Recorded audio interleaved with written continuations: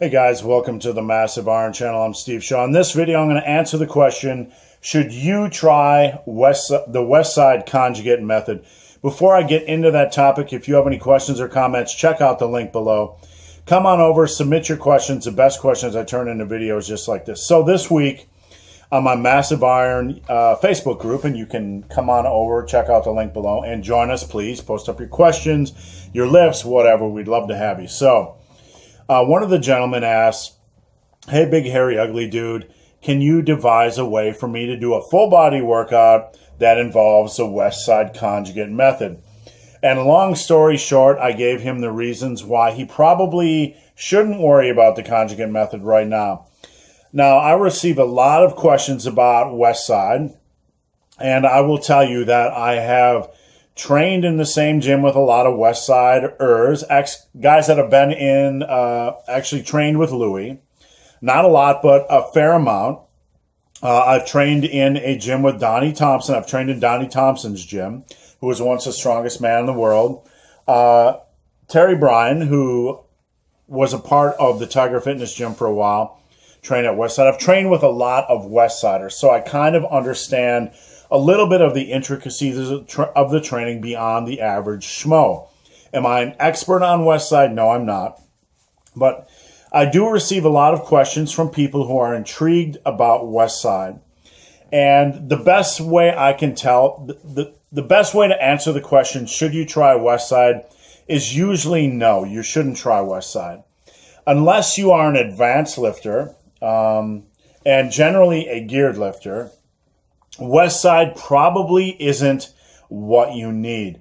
There are very few power lifters I know, top-level power lifters or very competitive power lifters that use Westside. That doesn't mean Westside's bad. Westside is very good at what it does.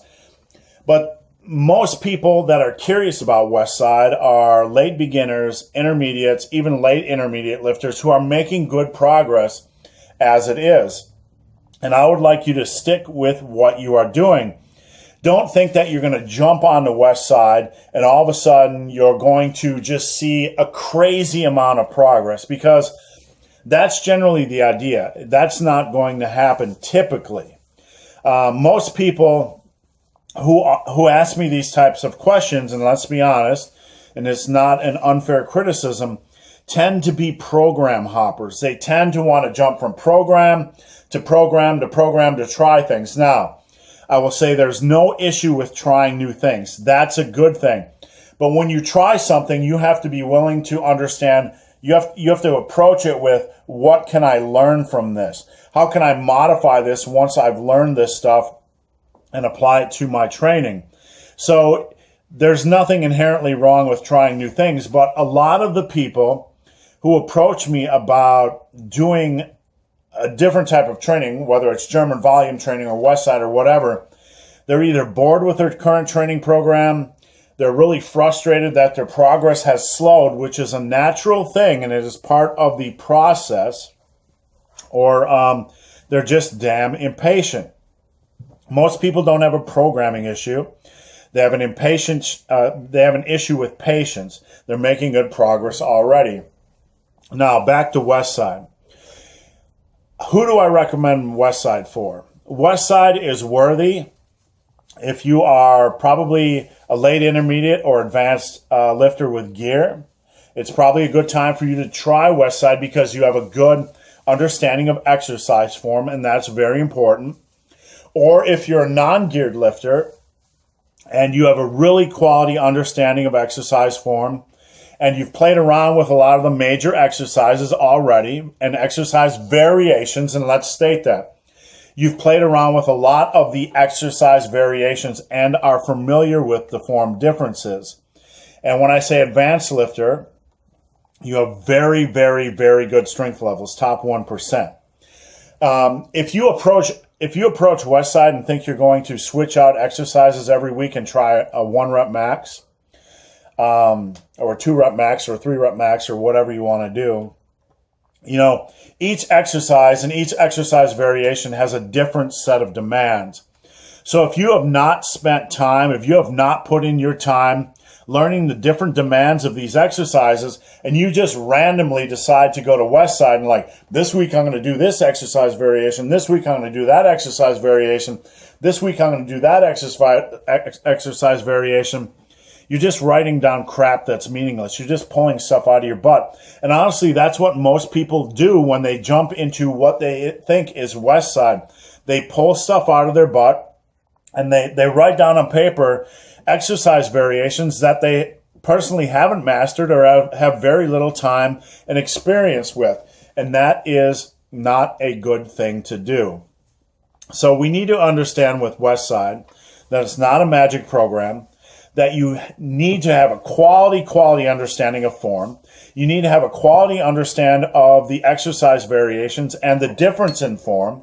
And what I mean by that is the box squat is a very different lift than the regular squat.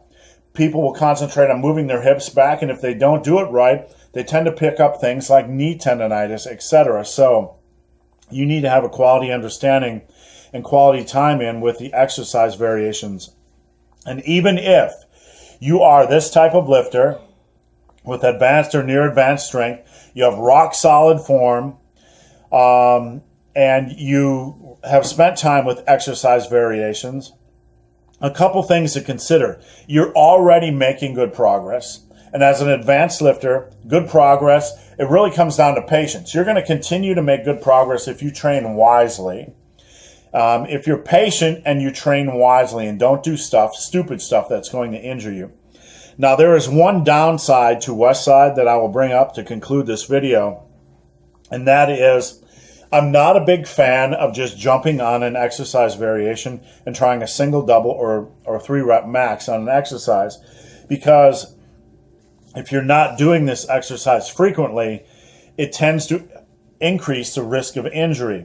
Guys will come to me all the time and you know, they'll ask about switching in new exercises, like they might be doing bench and they want to switch in a bench variation, and then they jump right into doing a single, double, or 3-rep max. Like, that's foolishness. Before you do a max attempt on a new exercise or an exercise you haven't done for a while, you should really spend some time doing it. My main criticism, and let's be honest, we're just giving pros and cons here. My main criticism of Westside is far too many lifters that are unfamiliar with exercise variations will go into the gym and they'll try a max attempt, whether it's a single, double, or triple, and it just really increases their risk of injury because they haven't done the exercise for a while. So before you go hard and heavy on a movement, Westside or not, you need to make sure that you have spent some time, put in some time with that exercise, so you're not immediately, automatically just increasing the risk of injury on that exercise. So, should you try Westside? Probably not. It's not a magic program. Wait until you have really advanced strength levels. Wait until you've learned a lot about your own programming and how to program for yourself. Wait until your form is rock solid, and then decide if you need to mess around with Westside. Sorry about that, my phone died. So guys, hope this video has been of some help. If you have any questions or comments, check out the link below. If you made it this far in this video and have yet to subscribe to my channel, please do. I'd appreciate the support. So guys, as always, thanks for watching, and stay super sexy. Stay super sexy, people. The fate of the world depends upon our sexiness.